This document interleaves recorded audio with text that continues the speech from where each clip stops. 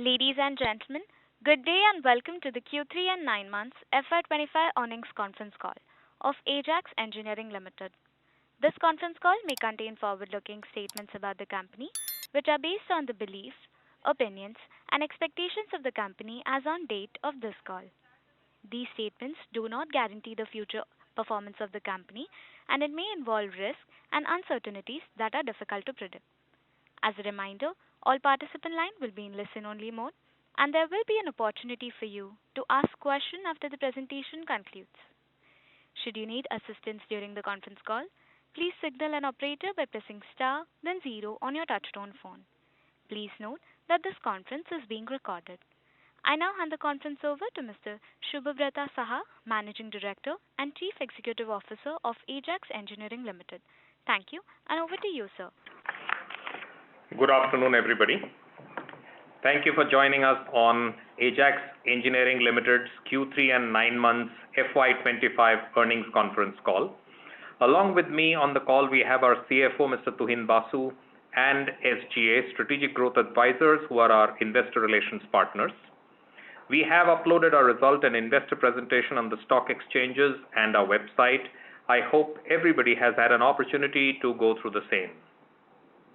Ajax got listed on Indian stock exchanges on 17th of February 2025, and I would like to take this opportunity to thank the entire team at Ajax, our bankers for their efforts, as well as all the stakeholders, including the investors, who have shown faith in our business.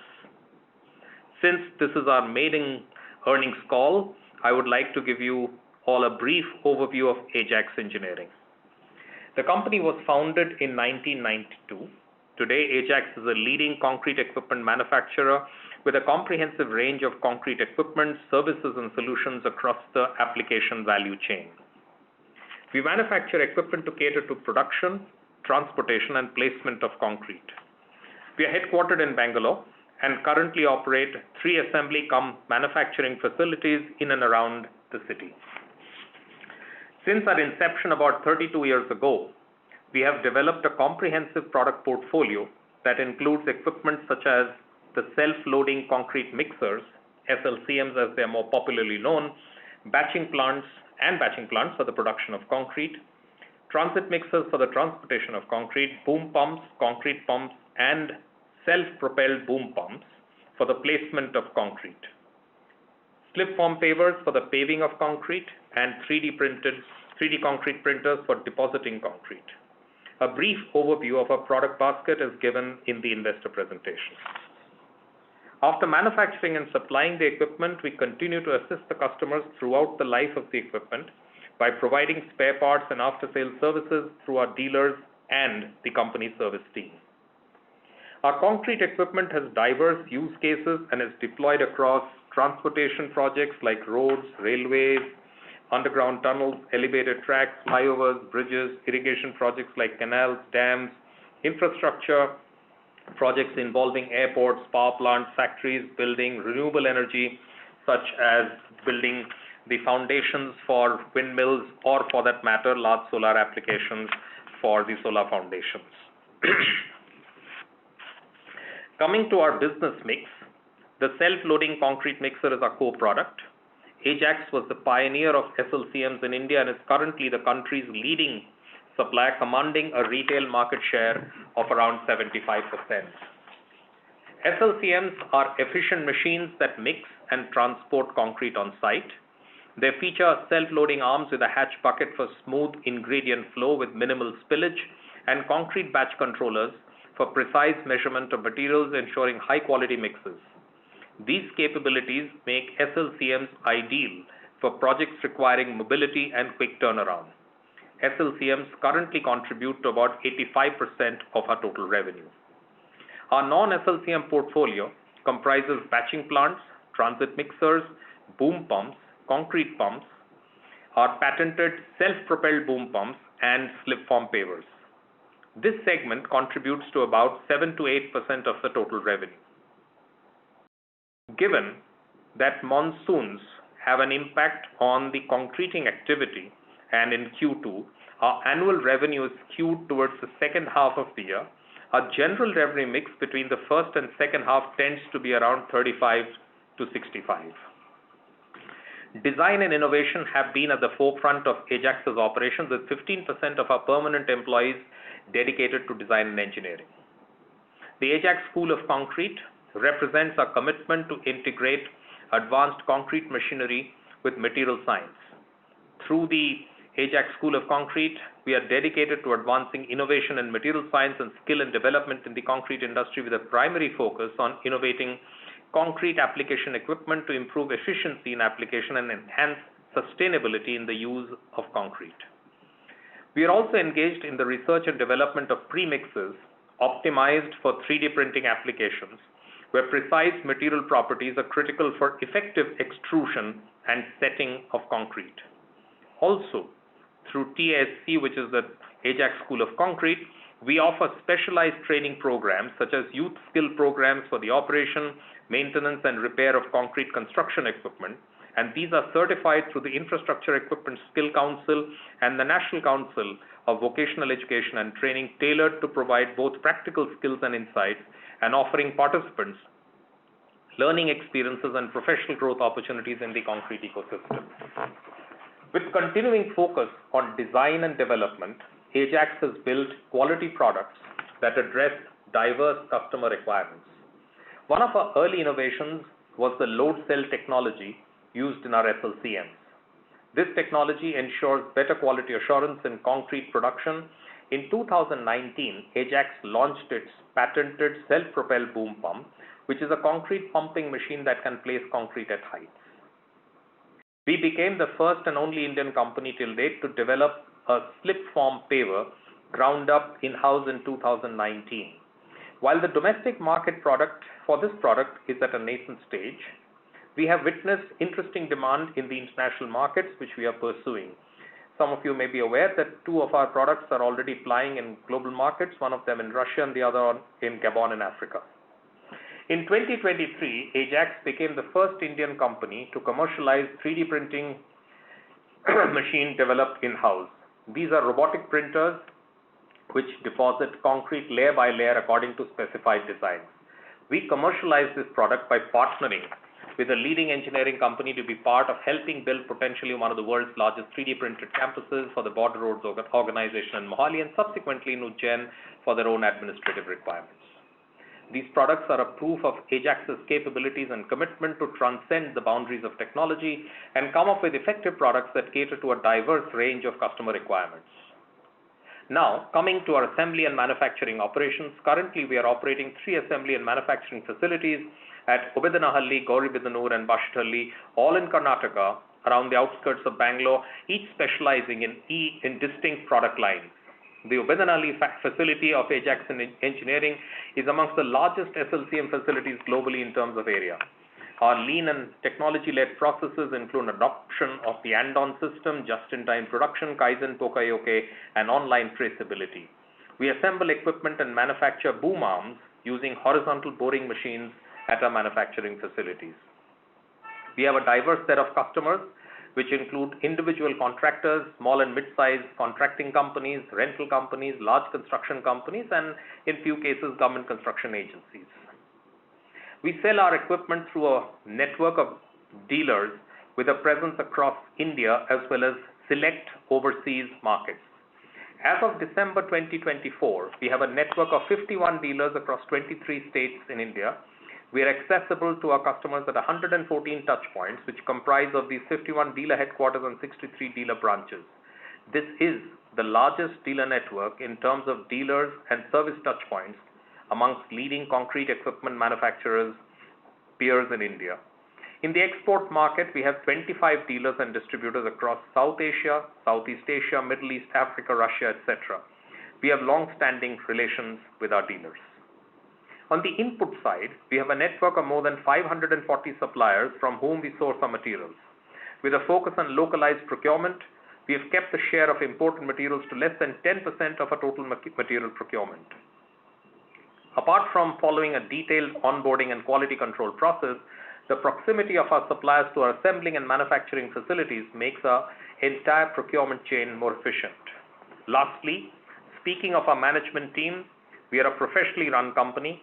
Our founder and current chairman, Mr. Krishnaswamy Vijay, has over 41 years of experience in the manufacturing sector. I come with experience of more than 3 decades in the industry. Our management team, including our CFO, Chief Marketing Officer, Chief Planning and Strategy Officer, etc., all come with multiple years of experience in the relevant fields of expertise. Just to summarize what Ajax is, we are a supplier of concrete equipment and provider of related services and solutions across the entire value chain with dominant market leadership position in the self-loading concrete mixer market in India. Our assembly and manufacturing operations are lean and technology driven with strong in-house design and development capabilities. We'll sell through a wide network of dealers and serve a diverse set of customers. Speaking of the industry, infrastructure and real estate development will continue to drive demand for cement, concrete and construction equipment, which in turn will drive demand for our products. Within the concrete industry, transition from manual mixers to mechanized mixing, either through SLCMs or batching plants, the Indian mechanized concrete equipment market is expected to grow from 6,100 crores in FY24 to 17,800 crores by FY29, nearly 3 times the size in the next 5 years. The share of mechanized mixing in the overall concrete consumption in India is expected to increase from about 25% in FY24 to about 41% by FY29. With its leadership position in the self-loading concrete mixer segment and a comprehensive product portfolio, Ajax is well positioned to tap this growth opportunity over the medium to long term. Coming to how our business panned out in recent times, after a robust growth in FY23 and 24, momentum somewhat cooled in FY25, particularly in the first half of the year. We've had general elections and elections in the key states of Maharashtra, Haryana, etc., which has led to a government capex slowing down, hopefully temporarily. Additionally, the transition from CV4 to CV5, which will come into effect from 1st of July, has had some impact on the industry this year. As we were allowed to manufacture previous emission norm machines until December 24 for sale up to 30th June 2025, inventory was built up to cater to customer needs. Another impact is on the cost side due to the implementation of the new emission norms. We do not expect the entire cost increase to be passed on to the customer, which will lead to some pressures on gross margins in FY26. However, we expect to cushion that through some price hikes and operational efficiencies, and hence we expect our operating EBITDA to remain stable in the mid-teens range.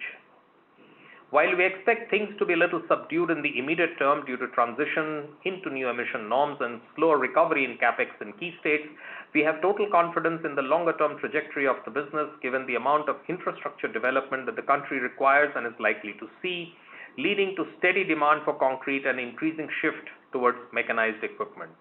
The capex momentum should pick up again as the new governments, especially at the state level, settle in, which should lead to a stronger uptick in volumes. We expect business momentum to regain stronger pace from the second half of FY26. Going forward, we will strive to maintain our leadership in the SLCM market, along with strengthening our capabilities in the non-SLCM business and expansion in our international business footprint. Thank you for all the patient listening, and I would now like to hand over the call to our CFO, Mr. Tuhin Basu, to take you through the operational and financial highlights. Over to you, Tuhin. Thank you, Shubho. And first of all, a good afternoon and a warm welcome to everybody on Ajax Engineering Q3 and 9-month FY25 earnings call. And despite the challenges in terms of the capex slowdown due to the election process and also a rather prolonged monsoon which we experienced, we have delivered healthy growth in the YTD FY25. Speaking of the top line, for the 9-month FY25, total revenue stood at 1,318 crores, growing by 21.6% year on year. SLCM revenue grew by 21.5% and stood at 1,098 crores. Non-SLCM revenue stood at rupees 122 crores, growing by 20.6%. The spares and service revenue grew by 23.5% and stood at 98 crores. Our total revenue in Q3 grew by 37% year on year and stood at 548 crores, in which the SLCM revenue stood at 470 crores, growing by 37% year on year. Our non-SLCM revenue stood at 44 crores, growing by 71.5% year-on-year, and revenue in the spares and service business grew by 13.6% year-on-year and stood at 34 crores. Moving on to profitability, for the 9-month FY25, our EBITDA grew to 24.6% year-on-year and stood at 207 crores. EBITDA margin improved by 40 basis points and came in at 15.7%. The PAT for 9-month FY25 stood at 169 crores, growing by 23.6% year-on-year, and the PAT margin also improved slightly by 20 basis points and came in at 12.5%. For Q3 FY25, our EBITDA grew by 31.8% year-on-year and stood at 88 crores. The EBITDA margin dipped by 70 basis points and came in at 16.1%. The PAT again stood at 68 crores, growing by 26.3%, and the margin coming in at 12.3%, showing a decline of about 90 basis points. With this, I would like to now open the floor for questions and suggestions that you may have. Thank you. Thank you very much. We will now begin the question and answer session. Anyone who wishes to ask a question may press star and 1 on their touchtone telephone. If you wish to remove yourself from the question queue, you may press star and 2. Participants are requested to use handsets while asking a question. Ladies and gentlemen, we will wait for a moment while the question queue assembles.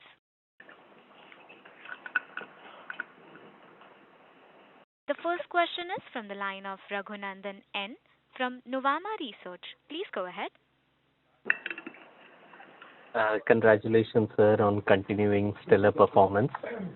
Thank you for the comprehensive opening remarks.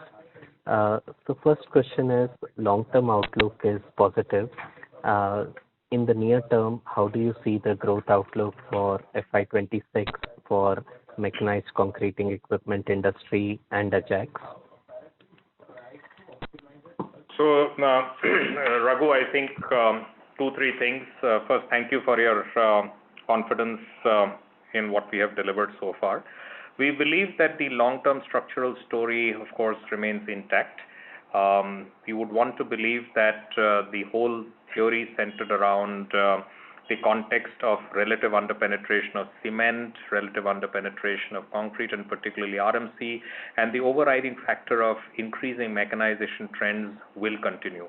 I think the first half of the year did see a slowdown in capex. We have seen some uptick in capex as we moved into the Q3, and there is going to be some amount of pressure to be able to meet up to the expectations that the government had set in terms of the budget outlays for the full fiscal. I think there is a transition that is also happening in CV 4 to 5 that will have a little bit of bearing on how the industry fares. So I would want to believe that the second half of FY26 is likely to be a good, strong base on which I think the industry should be able to operate. I think we've given a broad outlook when we discussed earlier, and I think that broad outlook stays. Thank you, sir. And can you give some colors on new products that can be expected in SLCM and non-SLCM over the next 2 years? I think the first piece is around SLCM. I think we're currently undergoing a transition from 4 to 5, and I think that itself is a new product to look at. The entire series therefore becomes new.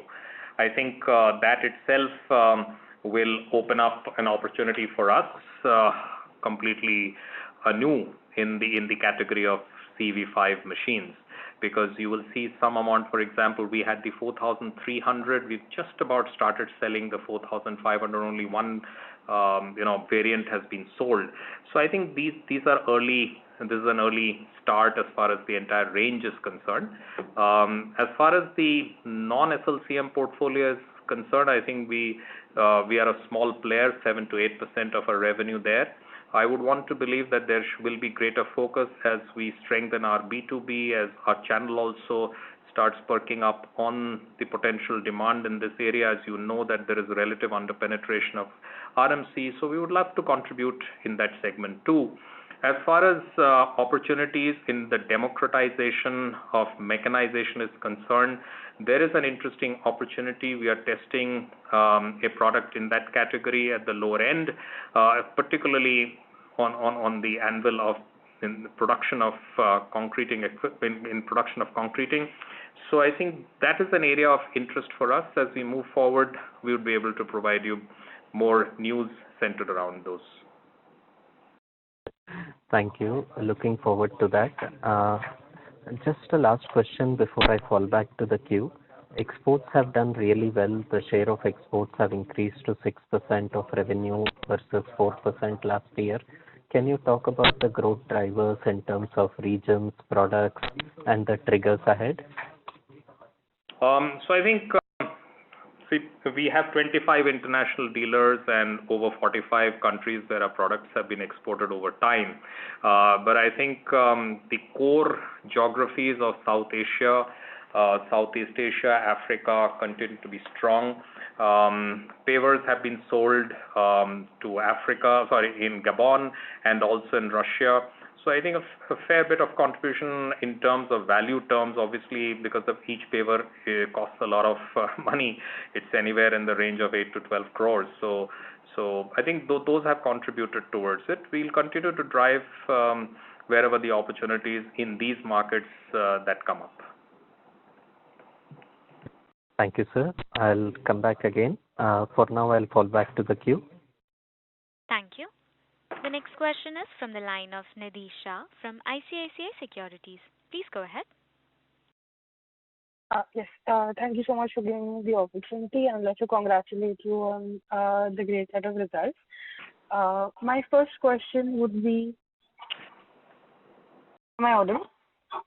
Yes, you're audible. Yes. So my first question would be is that in products like other than the SOCM category where we are not currently the market leaders like the transistors and the batching plant, what is our overall strategy in gaining market share in those areas? So I think it's very important for the product to do the talking. Our strategy very clearly is not to use pricing as a tool to win market share, because we've seen for a lot of companies it becomes a slippery slope. It is the quality of our products, the reliability of the performance of our products, the service uptime availability, and the availability of spare parts wherever and whenever it is required will be the driver of our success. Second, I think the channel is very important. So we have both the channels available to us, our established dealer channel, and we decided to start a separate B2B channel to redress the requirements of large customers, particularly in the top 7 or 8 cities. That has just started working this year. So a combination of the dealer channel and this would be the second driver, which would potentially help us drive market share. We don't want to play the game by just trying to win a few brownie points by winning share here and there. We would want to ensure that we are here staying for the longer term to ensure that our product, our service, and our spare parts and the reliability does drive this through improved accessibility and connect with our customers. All right. My next question would be on what are the key states that we are seeing the demand sort of pour in from, especially for SLCM? Is it the southern states? And if you could give some commentary on what the climate in these states looks like for the future. So I would say that first of all, located in south of India does not mean that we are a south-centric player. The top 10 states of the country generally contribute about 70-72% of our business, and we are seeing that happen. There will be some blips here, there, etc. because of the near-term challenges. For example, one state goes through elections, there could be a blip somewhere. But more than that, the top 10 states of the country contributing to about 70-72% of the business continues to remain stable. All right. My last question would be on if it would be possible for you to share the volume of SLCM sold for 9 months and the third quarter. Sure.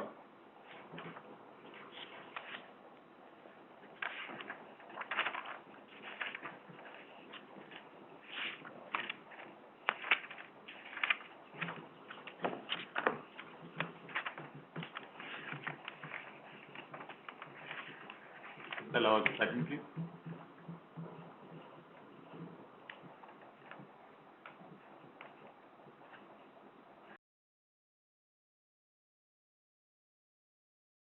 Nidhi, does that answer your question? No, the Sorry, it's not audible. So the number of SLCM sold till FY25 is about 3,700. All right. Thank you so much. Those are my questions. Thank you.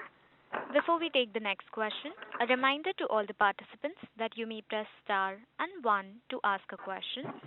The next question is from the line of Sabil from Unify Capital. Please go ahead. Thank you for the opportunity and congratulations for the strong set of numbers. So my first question is regarding, like we said in the opening remarks that CEV for emission norms vehicle were allowed to be manufactured till December 24. Just wanted to understand what impacted our gross margins for this quarter in December 24. So I'll probably take that one. So Sabil, if you look at the 9-month FY25, we are in around 28%, which is also similar to the gross margin averages which we have experienced in FY24 and also the EBITDA. See, on a quarter-on-quarter basis, the revenue mix, the weightage of spares versus new equipment, all of it plays part.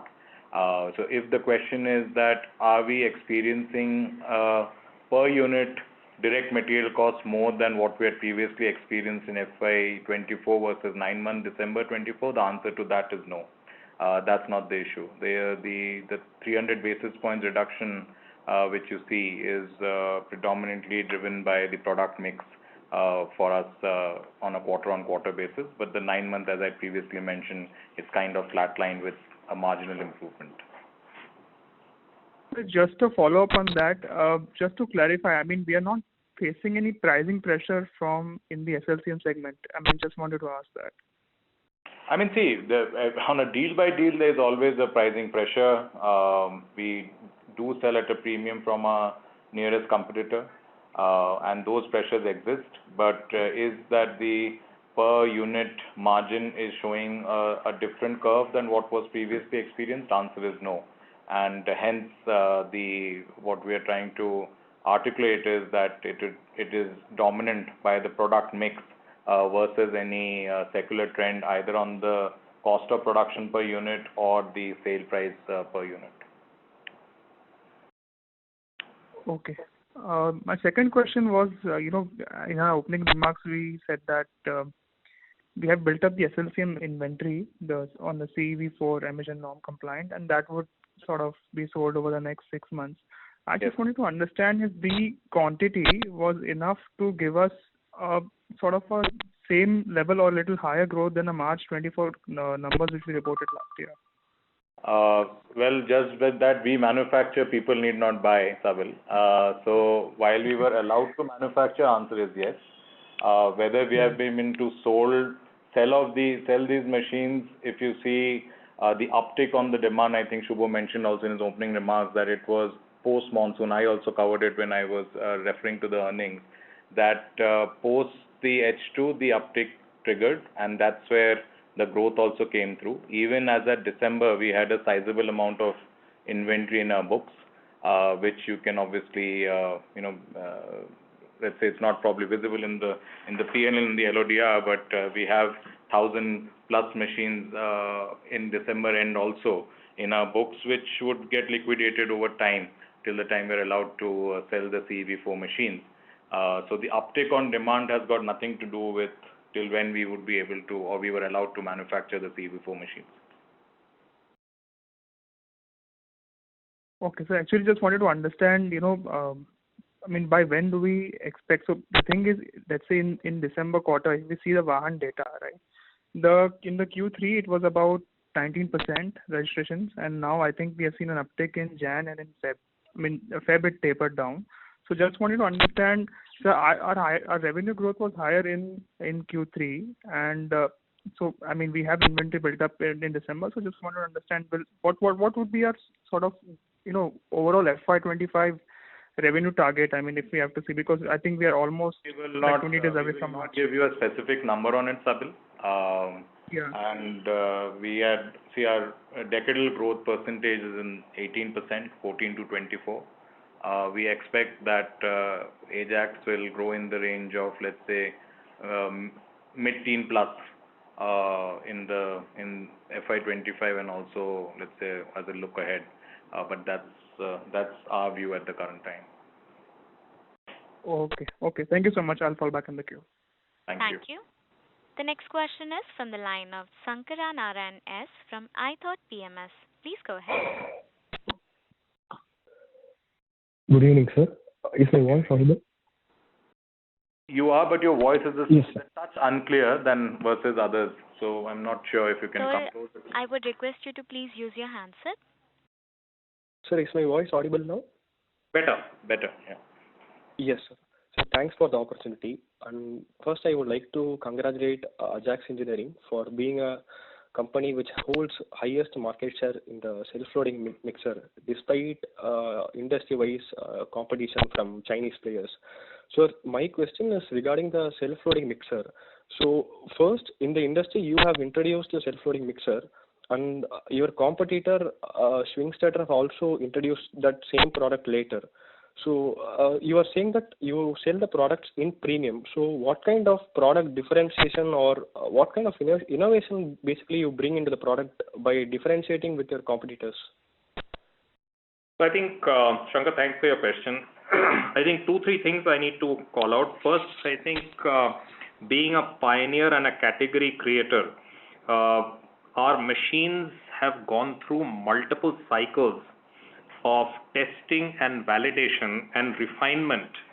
And that refinement ensures that the machine is far more reliable, highly productive, and hence ensures higher total cost, a better total cost of ownership, and the highest resale value in the industry. We need to understand that the machine is used by a contractor, and the proof of the pudding is that when he uses the machine should be able to deliver the right throughput at the lowest cost. It cannot have a situation where the machine has a capacity of 4.5 and delivers 3.9. And this refinement comes through design and engineering, working with suppliers, and making sure that across multiple sets of test applications, we are able to refine some of these. So that's the first big advantage which other players have not yet been able to replicate, which is why customers, both new and current, come back to us to make sure that they are able to get the best machine in the market. The second facet is the availability of service across the country along with spare parts. As we indicated, we have the largest network of dealers across the country and 51 dealers with 114 touch points, 23 states that are covered. This provides enormous amount of confidence and comfort to our customer partners who are able to get the access to this across the board. The third element is the context of finance. The availability of wholesale finance for dealers and also retail finance ensures that there is enough liquidity in the system for people to access, buy the products and use the products. It is also equally important that when a product becomes older, the person should be able to get a better resale value and be able to sell this product off to somebody else down the value chain, especially in this particular category. So this has enabled the product to do better. Finally, I must say this, that we were the first to introduce the load cell in our business, and the design and the type of load cell that happens ensures a higher reliability in terms of the quality of the mix that the machine delivers. So all these 5 competencies have been able to ensure that Ajax stays ahead of the curve every time that people decide to buy any new machine. Got it, sir. Thank you for your detailed explanation.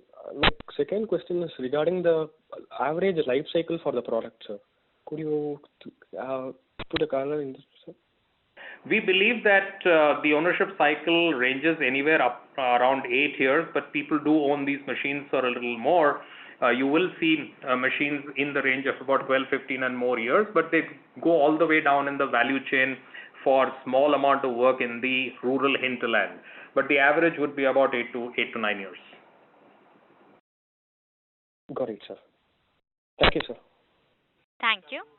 Ladies and gentlemen, in order to ensure that the management is able to address questions from all the participants, please limit your question to two per participant. If you have a follow-up question, I would request you to rejoin the queue. The next question is from the line of Bhavin Vitlani from SBI Fund Management Limited. Please go ahead. Hi, good evening. So I have two questions Sorry to interrupt, sir. I would request you to please use your handset. Yeah, is it better now? Yes. Yeah, Bhavin, we can hear you clearly. Please. Great. Yeah. So I have two questions for Tuhin. One is on the gross margins, where you said the drop of 340 basis point is due to change in product mix. But when I actually look at the mix between SLCM and the non-SLCM, it's more or less similar was what we saw in the previous quarter. So if you could just help us understand a bit better.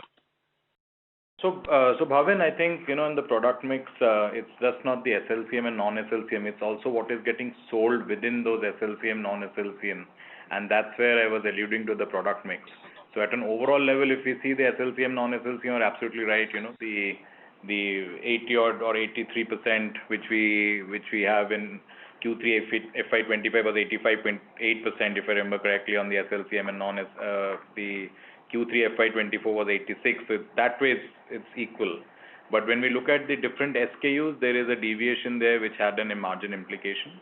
And also on the non-SLCM, what we sell has an implication. So a batching plant versus boom pump versus transit mixers will all have different margin corridors, and that plays a part in terms of how the individual SKUs shape up, and also in terms of the variants of these products. And that drove the margin decline on a Q3 to Q3. And hence I was kind of alluding to the fact that if you look at a full year where, these SKUs and the variants of the SKUs kind of more get universally spread out, we ended the FY24 at 15.8%, and with a gross margin is about 27%. And if you look at the 9 month of FY25, we are in the range that our gross margin is in the range of, again, slightly higher than 28% in fact, with the EBITDA coming at 16+%. So that's where the SKU normalization also happens over a full year. Yeah, okay. Second is December was the period where we saw sunset for the emission norms. And when I look at the balance sheet, which is there as on September end, we have seen significant increase in the inventory days.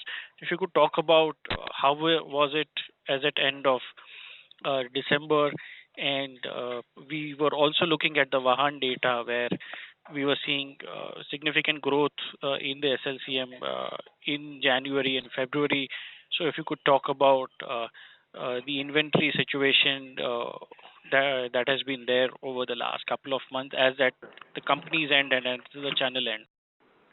Sure. So I think, in terms of, let's say, September obviously was the peak in terms of what we hit on the working capital, on the inventory days. And the peak was because of two reasons. One is that obviously, there were leaner months in the second half of the year, and we used those lean months to ramp up the stock. We have been able to liquidate a sizable portion of it. So if I look at September 21, these I'm just quoting unannualized, our inventory days of finished goods was 74. And as of December, it has already reduced by about let's say less than 70. So the reduction has already started on the inventory pile-up.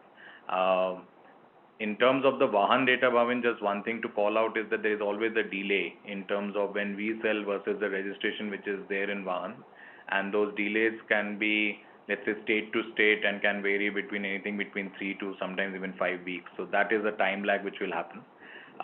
So the retail market share kind of follows what we sell. If we look at the overall stockage situation, at the dealers level, when we look at December, it gives us comfort that the dealer stock level on an average is not more than 2 to 3 weeks, which is, let's say, similar to what we have experienced secularly over a period of time. So there is no real stocking at the dealers. The stock which we are maintaining is predominant to cater to, the 6-month gap between December to June. Bhavin, the retail has continued to be strong. Yeah. So Okay. So is it like that what we produced looks like now that we could be short of given the demand that you are now seeing? No, I think Shubho mentioned that the first variant launch of the 5 Series has already happened. So we are mindful of what we stock based on the grounds up demand and what we need to produce more across the new variants of the 5 Series as we progress along. So we do not see any need to, there is no, I would say, nerves frailing in terms of not having adequate inventory to cater to the customer. So Bhavin, I think I must say this, that the learnings that we had in 2021 has held us in very good stead. I think the nature and type of product mix that we need to have across the SLCM portfolio was well devised. Second, I think our readiness for the new set of variants in the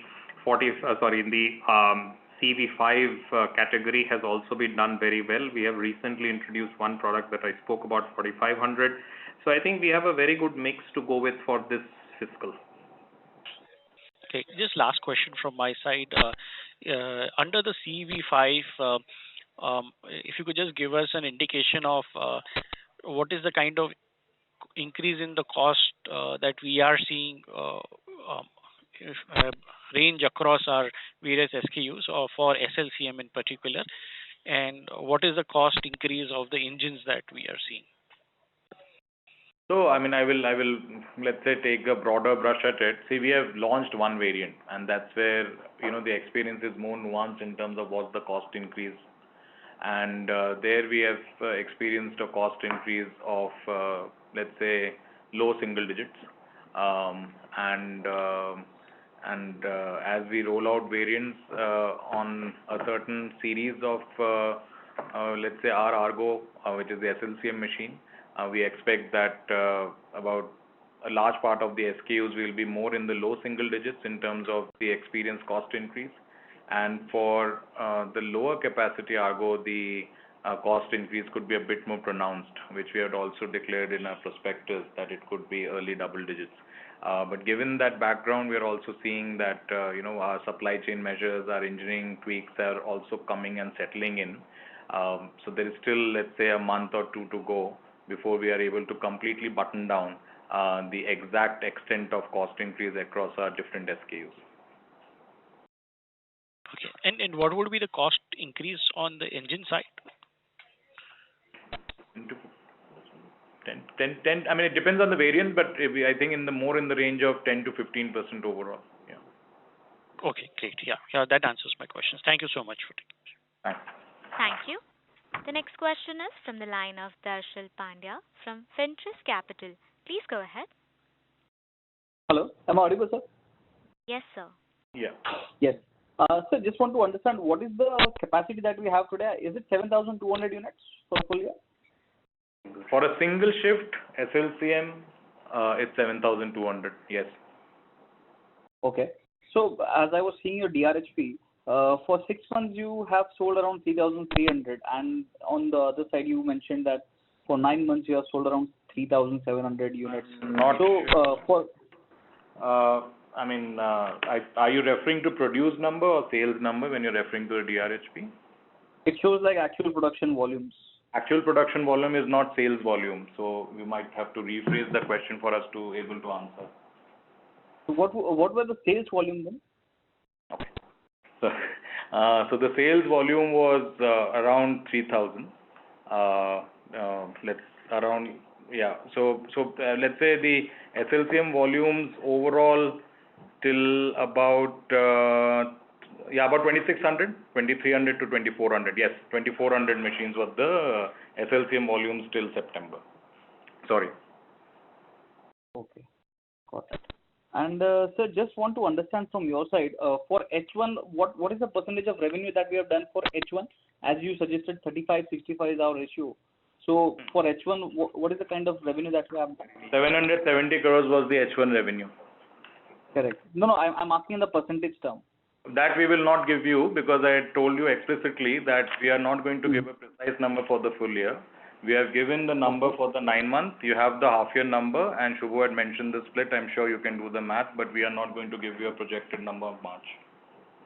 No problem, sir. I'll do that. And one final question would be on the clientele side. So, if you can just, share what is the kind of revenue mix between the clients, the private and the government side? See, see, we do not sell to the government, if that's the question. I think since you have referred to the DRHP, I think you would have also gone through the dealer and the customer set which we have. We have, of course, a dependence on the government projects like anybody else in this sector. But it's not that we have direct exposure to any government or their agencies. Okay, so indirectly we are supplying to the government. No, we don't indirectly. We are not supplying. Yeah. So not supplying, but yeah. Can I come in? If you have completed your question. Yes. Yeah. So there is government capex to fulfill the requirement of that capex to complete a project. There are contractors. These contractors buy these machines. So they are in a sense completely private. Okay. So any number for the contractors' revenue mix that we can have? So just to understand, how the dynamics. About 70% would be related to government-centered projects, and about 30% would be in private projects. Got it. Okay. And just one final question, sir. On the IPO proceeds, since the company has not received anything, so is the money supposed to be reinvested by promoters, or it will not be used by the promoters in the company? Promoters will take the decision if as and when it's needed. The company obviously at this point in time does not need cash, and else you would have otherwise raised an IPO. So when the time comes, the decision will be taken. Okay. I'll fall back in the queue. Thank you so much for your time. Thank you. Thank you. The next question is from the line of Ridhima Goyal from Aequin B Ventures. Please go ahead. Hi. Thank you so much for giving me the opportunity. I have two questions for you. First is, since we are, reading across the board that the government capability. Sorry, we could not get that line. We couldn't hear you very clearly. If you can just again repeat the question, please, or the statement. Yeah. So what I'm trying to mention. Yeah. So what I'm trying to ask here is, since that we know that government capex is, going to slow down in near term, so how will it going to affect our revenue? And will it be possible for us to maintain 32% kind of a CAGR, which we have, done in the last 3 years? Will it be possible for us to maintain it for the next 3 years? Since we are expanding the new capacities also, that is going to come post, 1 or 2 years. So what is your broader picture related to the growth figures? Yeah, first thing first, I think the government has already given its intention in the budgets, when the government's budget announced very recently, where 11.21 lakh crore commitment has been provided, which is a 10% growth over the last year's base of 11.11 lakh crore. I think the government has full intention. I cannot ascribe anything negative on that front. I think the thing is that in H1 of this year, there has been some amount of slowdown because of the election process, followed by monsoons and certain critical elections in certain states. Having said that, we have seen some amount of activity increase in terms of government capex spend in the third quarter, and we hope that the fourth quarter will follow through. Going forward, as I had indicated, that the second half of the year, the pace of activity in FY26 should definitely show a stronger uptick. Yeah, and I think you had asked about the growth numbers. See, we have not stated anywhere that 30% is the growth number. Yeah, I think. No. Historically, I think you guys have achieved 30% CAPEX. So I was mentioning that will it be possible to maintain those? Maybe if I'm allowed to answer the question, I think it would be helpful. So the CAGR from 22 to 24 is 51%. The year on year, on a 9-month basis, we have grown by 21%. I think Shubho mentioned about how does the long-term growth averages. I will repeat. We expect the long-term growth averages to settle to what we have experienced over the decade, which is around 18%. So we expect that the growth would be in that range between 15 to 18%, depending on which year we talk about. And the growth, just to clarify, does not only come from the growth of capex alone. It also comes from the mechanization or the extent of the increased mechanization which the country and the industry is experiencing. So there's a two-factor impact, and if you, let's say, look at our earnings presentation as well, you would note that there is a cement growth, there's a concrete growth, and there is a mechanization override which has a multiplier impact which drives the growth. And there we have clearly articulated that what is our industry view in terms of the long-term and the mid-term growth averages, and we will be in line with those industry averages. Okay, understood. Yeah, that's it from my side. Yeah, thank you. Thanks. Thank you. The next question is from the line of Shaurya Yadav from TradeWalk Research LLP. Please go ahead. Hi, am I audible? Yes, you are audible. Thanks for the opportunity. So I have two questions. One is any diversification of revenue like we are looking, since we are too much dependent on SLCM only. Like what are the steps we are taking to grow our non-SLCM product portfolio?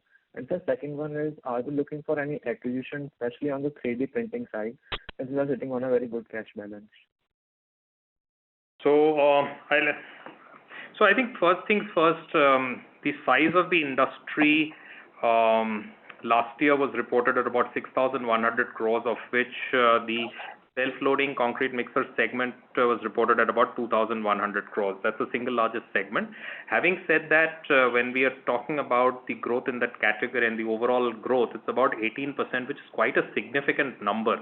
So we still have fairly strong headroom for growth for the use of SLCMs, given the fact that use of cement and use of concrete itself is underpenetrated, and given the fact that the mechanization levels are low, we foresee that SLCMs will continue to grow at a fairly strong pace. Given the fact that we have a leadership position, we would definitely want to extract more out of that. That's the first part.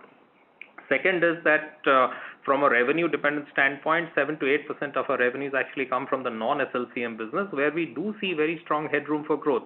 I think we need to understand that SLCMs is a wide portfolio. Similarly, the non-SLCMs is an equally wide portfolio. So I think we still have enough headroom for growth in concreting equipment standalone itself.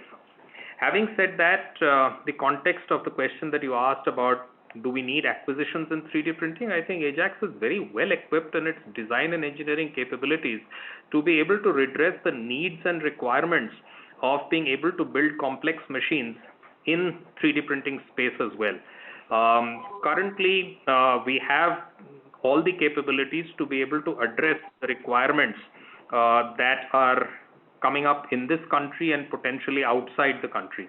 If and when we think there is a need to look at suitable technologies that will propel us, we as an organization continue to examine and look at the landscape, and if we need to do something, we shall come back at that stage.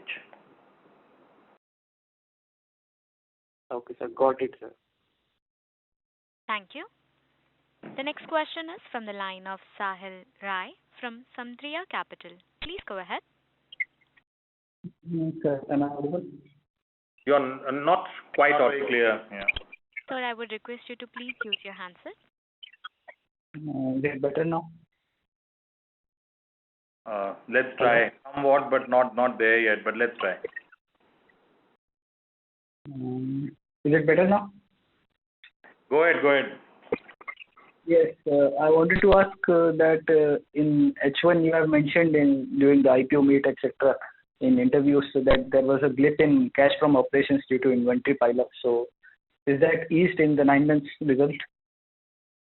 I think we have kind of belabored on the point, but for the risk of repetition, I'll still do it. See, we were allowed to make the previous emission norms machines till December 24. September was a pile-up. December continues to be high on inventory, while the liquidation has already started in Q3. We anticipate that the inventory, let's say if you see the December results also, we have about 300 crores of inventory which is there as part of our FG, and that will get liquidated in the ensuing months, if not March, but by early of Q1 next year. Okay. And another question that is its expansion from South India to North India. Is that a We could possibility? not get this question at all. It's very unclear. If you can try again, please. 1 minute.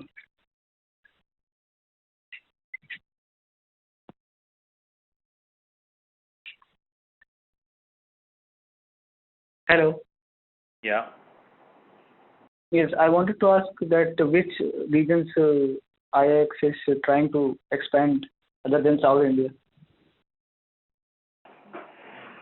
First of all, let me once again, reiterate that being present in South by way of manufacturing and our corporate office, it is not a South-based company and only sells in the South. We are a pan-India company with 51 dealers present across the country, and if you look at our top 10 states, which account for 72% of the business, it has got nothing only to do with the South. We are present and agnostic of the region in which we operate. We cater to the needs and requirements of the customers wherever and whenever the demand may arise across the length and breadth of this country. We have 51 dealers, 23 states covered, 114 touch points, if that helps. Thank you. Ladies and gentlemen, due to time constraint, we will take that as the last question. I would now like to hand the conference over to the management for closing comments.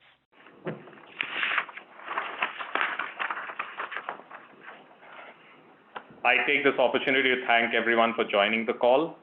We'll keep updating the investor community on a regular basis for incremental updates about the company.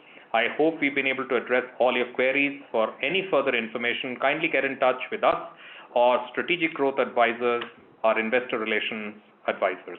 Thank you once again. Thank you.